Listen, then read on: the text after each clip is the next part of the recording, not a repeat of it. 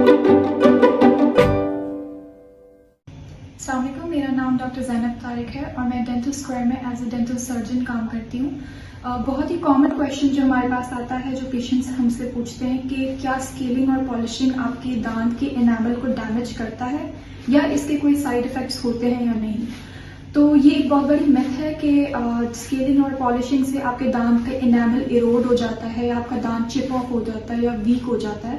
جو اسکیلنگ اور پالشنگ ہے وہ ایک ڈیپ کلیننگ کا پروسیس ہے جو کہ ایک پروفیشنل ڈینٹسٹ کرتا ہے. ویسے آپ ریگولرلی اپنے دانت صاف کرتے ہیں گھر پہ، لیکن کچھ ایسے دانتوں کی سرفیسز ہوتی ہیں جس میں آپ کے دانتوں کے برش کے جو برسلز ہیں وہ نہیں پہنچتے، اور اس لیے سال میں 2 دفعہ یا ہر 6 منتھ بعد آپ کو اسکیلنگ اور پالشنگ کرانی چاہیے.